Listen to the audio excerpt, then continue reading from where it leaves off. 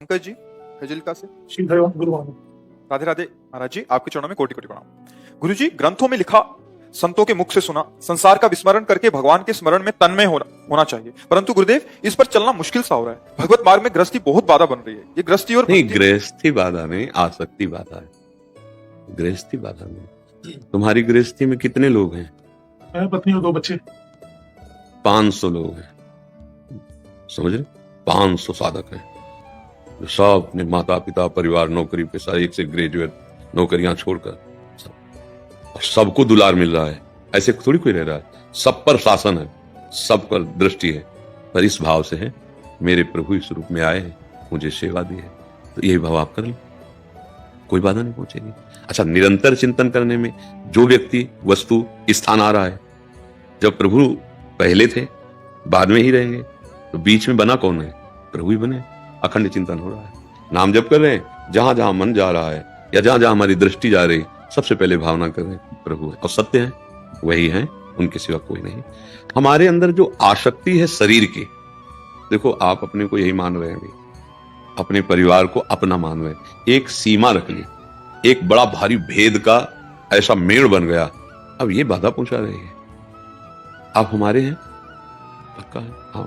आप जैसे हमारे सामने बैठे, जैसे एक किसी को अपने सगे भाई से प्यार होता है, अपने पुत्र से प्यार होता है, अपने सगे मित्र से प्यार होता है, उसे कई गुना बढ़कर आपसे प्यार है। पहली बार आपको देखा है, पर हमारे हृदय में ये बात है कि मेरे प्रभु इस रूप में आए।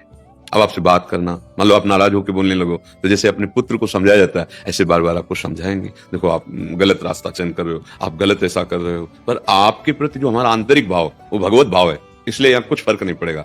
आपको इसलिए फर्क पड़ जाता है कि भगवत भाव नहीं है, ये मेरे हैं और ये पराये हैं, यही भेद, ये अच्छे हैं ये बुरे हैं, यही भेद जो है भजन नहीं करने देता। देखो, कुछ तो हम भजन विभाग बना लिए हैं और कुछ भोग विभाग बना लिए हैं। सच्चा भजन उस दिन होगा जिस दिन इस भोग विभाग को भी भजन बना लोगे। धर्म पूर्वक विषयों का सेवन करना, और नाथ सकल संपदा तुम्हारी, और मैं सेवक समेत सुत नारी, भगवत प्राप्ति से भजन होने लगेगा। हमने जो संसार के कार्यों को भजन से अलग माना, वही आपके शब्दों में निकला कि ये गृहस्थी बहुत बाधक है। आज सत्संग में हमने धन्यवाद दिया गृहस्थ धर्म को। हम पैदा कहाँ हुए? गृहस्थ धर्म में। हम भिक्षा कहाँ पाते हैं? गृहस्थ धर्म में। हमारे वस्त्रों की व्यवस्था कहाँ से होती है? गृहस्थ।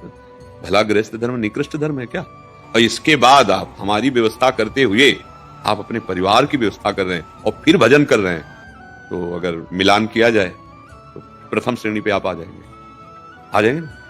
ये बात समझना है। भगवत प्राप्ति के लिए बहुत बड़ा सुविधा का योग है गृहस्थी में। अब जैसे विरक्त है, मैदान का युद्ध है इसमें, अब आपके अंदर काम आया, पानी ग्रहण किया है, धर्मयुक्त है, कोई पाप नहीं।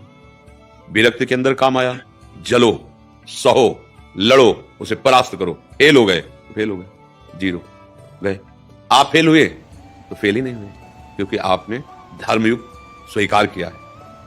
ऐसे समझ जाओ अगर, तो किले के अंदर भगवत प्राप्ति है और बाबा जी के चौड़े मैदान पे है, इसीलिए कृपाण की धार पर चलने को कहा गया है। जब निकल जाए तो गृहस्थ लोग क्यों संतों को प्रणाम करते हैं? इसीलिए प्रणाम करते हैं। जहां हम फिसल जाते हैं वहां पास हो गए, जहां हम जलन सह नहीं कर पाते आप जल के निकल गए, इसलिए तो प्रणाम करते हैं। नहीं तो माता पिता की तरह हर संत का भरण पोषण गृहस्थी से ही होता है। अब देखो ना, जैसे अपने पुत्र की व्यवस्था करते हैं ना, ऐसे संतों की श्रद्धालुजन व्यवस्था करते हैं। वो गृहस्थ भजन भी कर रहा है, कमा भी रहा है, और भजन करने वालों की सेवा कर रहा है। कितना महान है, आप समझो ना। हम एकांत में बैठकर कोई विक्षेप ना हो भजन कर रहे हैं, वो फावड़ा चलाते हुए रामकृष्ण हरि बोल रहा है। नहीं, हम अपना पेट भरने के लिए उसके दरवाजे जाएंगे, वो अपने पेट को ना देखकर पहले उसके पेट को भरेगा।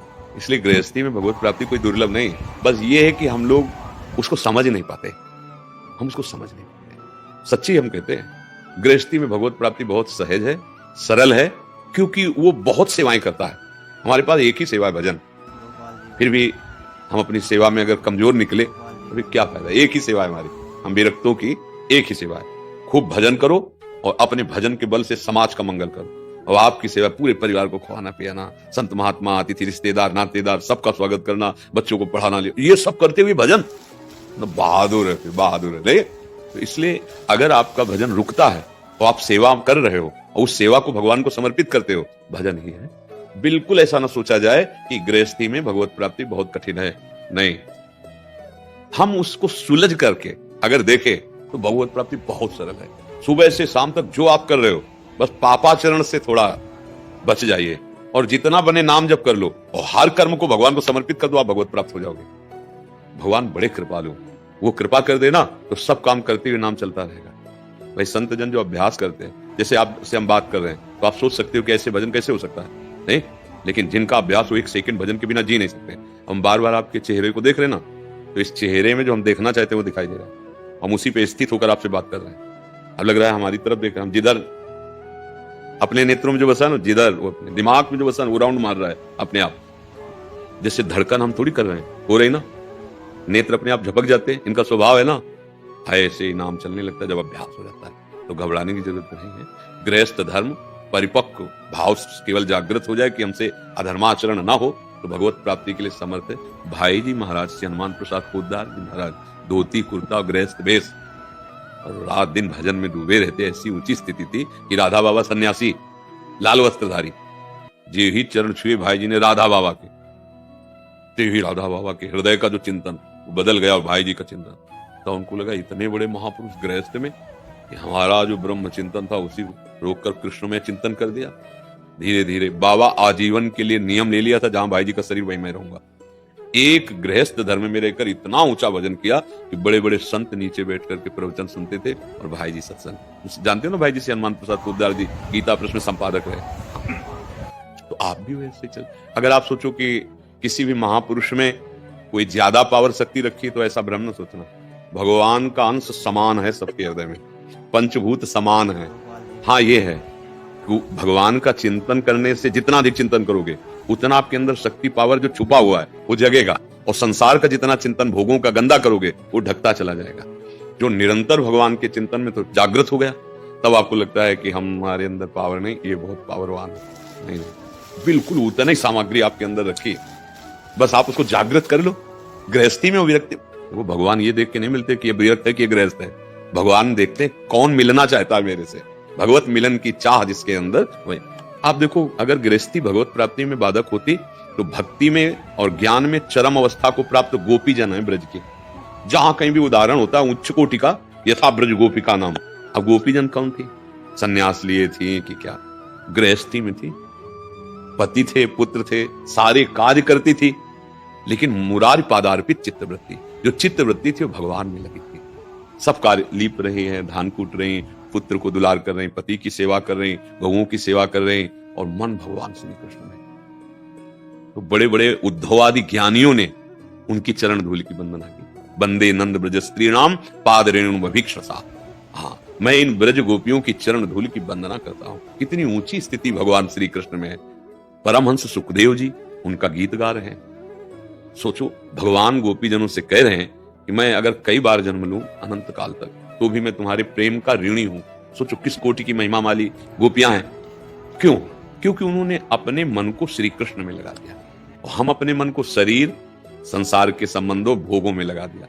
बात बस इतनी सुधारनी है, व्यवहार वैसे ही सबसे करना है। जैसे किसी को लगता हो कि हम भाग के एकांत में चले जाएंगे और वहां हम सिद्ध हो जाएंगे, नहीं। एकांत में जहां जाओगे तो भौतिक आकाश के अंतर्गत एक कोई कोना होगा, लेकिन तुम्हारे चित्त का प्रपंच तो वैसे ही रखा है ना। ये शरीर तो लेके जाओगे ना, तो पूरे, जैसे ट्रक में गेहूं के 100 बोरे लदे हैं, तो परख लेने वाला एक बोरे को देखा और हिसाब किताब पूरा कर लिया। ये पूरा ब्रह्मांड का नमूना है, पूरे ब्रह्मांड का नमूना है। ये ब्रह्मांड तो लेके जाओगे ना जहां जाओगे, प्रपंच तो तुम्हारे साथ ही लगा हुआ है ना।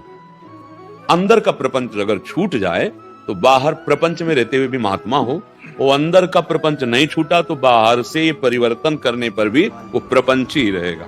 बात अंदर की समझना है, अंदर से महात्मा बन जाओ। अब हम लोगों को भगवान ने मार्ग दिया है, जन्म से दिया, चलो इस जे प्रभु आज्ञा जे का जस आई सोते भांति रहे सुखलाई। भगवान ने मुझे वैराग्य मार्ग दिया, पर ऐसा नहीं कि जो मुझे प्राप्त होगा वो आपको प्राप्त नहीं हो सकता। नहीं, मनुष्य देह भगवत प्राप्ति के लिए है। आप बहुत सुंदर ढंग से यदि अपनी गृहस्थी में चाहें तो सरल ढंग से भगवान को प्राप्त कर सकते हैं। बस नाथ सकल संपदा तुम्हारी, मैं सेवक समेत सुत नारी। और जो भी कर्म करें वो भगवान को अर्पित करें, जितना बने नाम जप करें, पापाचरण न करें। पाप अगर करेंगे तो फिर निर्मल मन जन सो मोहि पावा, मोहि कपट छल छिद्र न भा। भगवान के प्रतिकूल आचरण करने वाला भी भक्त कैसे कहा सकता है? तो इसमें कोई संशय आपको?